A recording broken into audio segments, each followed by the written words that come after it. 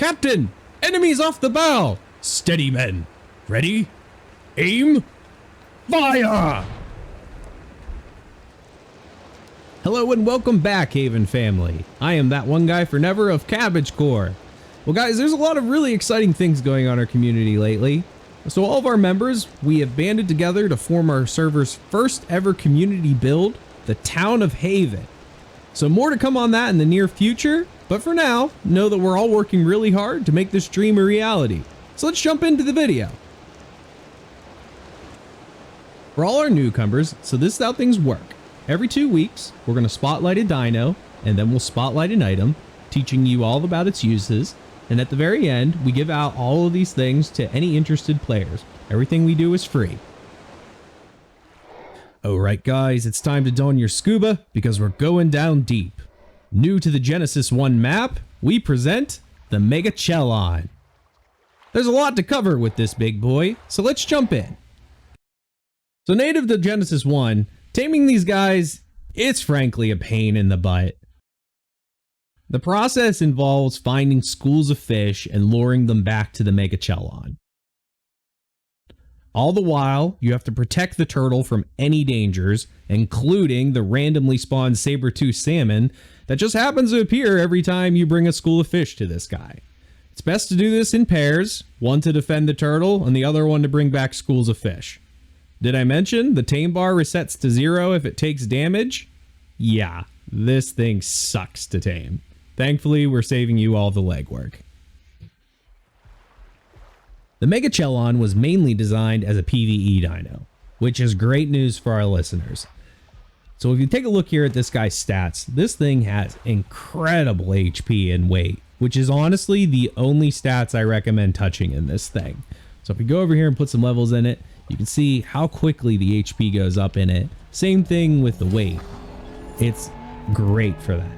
But I would not touch any other stats because this thing is absolutely terrible in combat. While it does have huge damage on its bite attack, its area of effect is not great for its size. Worse still, the Megachelon has to be one of the slowest creatures in the game. Its turn speed is horrendous. And walking and swim speed, it's not much better.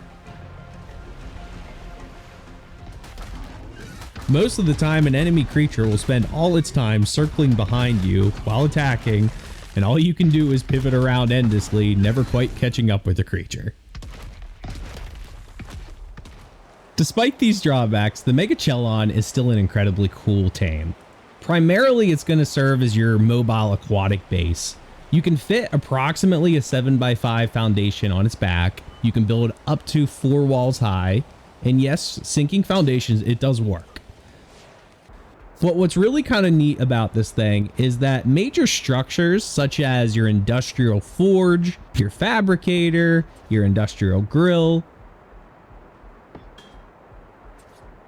electric generators, and fridges, these can all be placed onto the Megachelon, making this thing great for resource runs.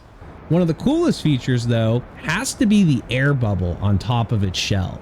Covering the majority of its shell and up to 8 walls high above that, players have a constant source of oxygen.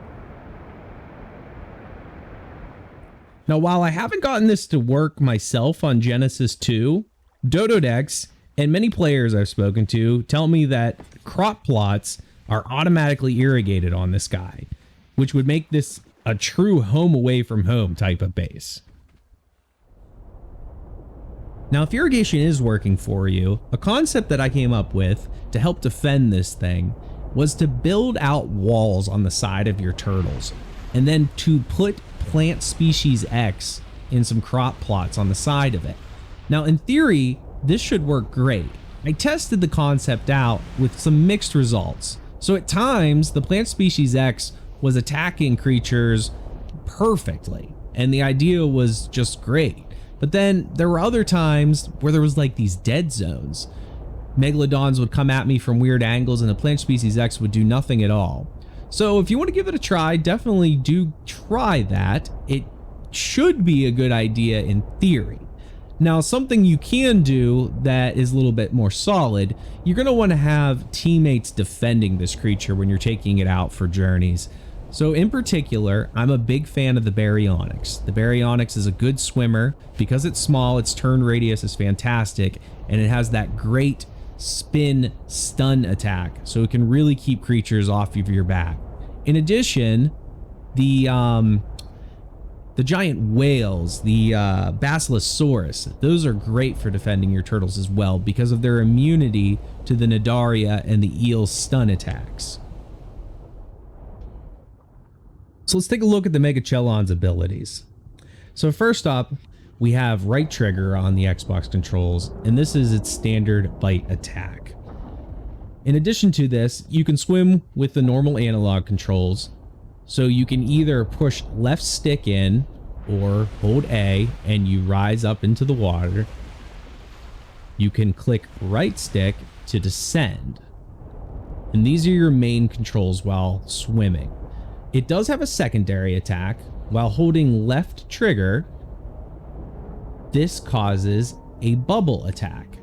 So what this will do is small creatures like that Itchy right there, it traps it in a bubble and they float to the surface. It has a secondary effect, which is pretty neat. So for your tribe mates that happen to be in front of the turtle, when you do this attack, it actually gives your tribe mates air as well, which is kind of cool. While on land, you can also do the bubble attack, and it has a similar pushback effect.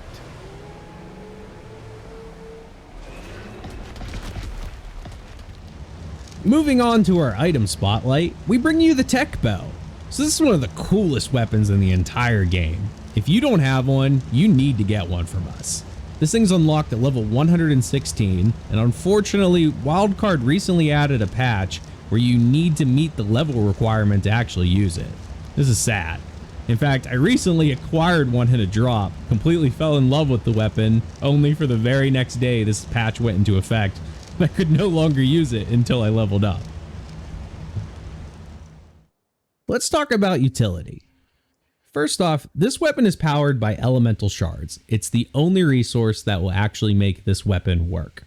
Now, if we hold the X button on our Xbox console, we can bring up a radial menu here. What we're looking for is at the top, the set firing mode. This weapon has two firing modes, an instant hit mode and a projectile mode. So right now we're in the projectile mode, and what's going to happen when we shoot these, it's going to act like a normal bow. And if you can see way off there, the arrow is arching at a distance. And this is going to be more typical of what you would find with any other ranged bow weapon. Now, if we switch this to instant hit mode, instead, your arrow goes perfectly straight and it will continue straight all the way through.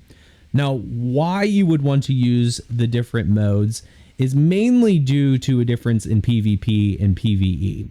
So first off, when in instant hit mode, it does not damage enemy structures. So if you were trying to PvP against someone and destroy their base, you would need to switch it to projectile mode, at which point it will hurt their structures. Interestingly enough, the instant hit mode, enemies' turrets do not target this. They will, however, target the projectile mode arrows. Additionally, the tech bow has 4 types of projectiles: metal, flame, tranquilizer, and explosive. Each requires a different amount of Ellie shards, explosive being the most expensive. Now, when you draw back the bow all the way, you're going to do increased damage. You can do a partial draw and you'll do slightly reduced damage. Now first, we'll start with the metal arrows. That's what I have out right now. Now metal arrows do high damage to a single target. Now if we hit the X button on our Xbox, we can switch modes. Let's try the flame arrows next. So the fire arrows, they do much less damage up front than the metal arrows, but they inflict a moderate burning attack over 8 seconds. There you can see the burning attack taking effect. Now, this burning attack scales with enemies' health. so it's particularly useful on tanky dinos such as Gigas, Titanosaurs, Megachelon, Brontos, all the high health dinos. The true star is the Trank arrows. So if we switch here to green mode, these are our Tranks. These things are incredible. So they inflict tremendously high torpor damage. This arrow is insane. So from my testing, these arrows are approximately 2.7 times better than a crossbow and 1.5 times better than long neck rifles with trank darts. The only thing that out torpors this are shocking darts in a long neck, which I feel is fair considering how expensive those are and the spoil time. But in all honesty though, the tech bow is still the superior choice. So let me try it here on the Spino nearby, and you can just see how effective this is. Now mind you, mine is a high tier one, so it's going to go down very fast.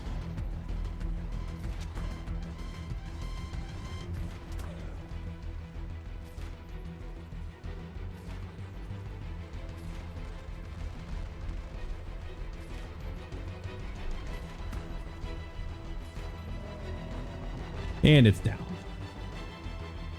So, in all honesty though, the tech bow is the superior choice to the long neck rifle. For one, this does not jam. Two, it shoots much faster than a long neck rifle, which can be very useful on high torpor draining creatures like your Gigas, your Gallimimus, Dimetrojons. Three, it fires underwater. Yes, it also works underwater. That's incredible. Four, shards are really cheap at this point in the ARK meta. You can get shards on most of the maps pretty easy at this point. And five, it's far more versatile a weapon with all of its different firing modes.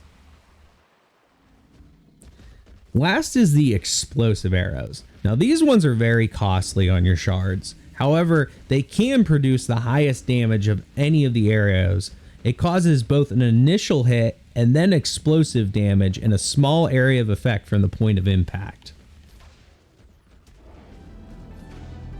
It's pretty cool. Now this is most useful in a PvP situation where you're trying to destroy multiple structures at one shot. It could also be useful if you're trying to destroy enemies' tames and they're clumped together.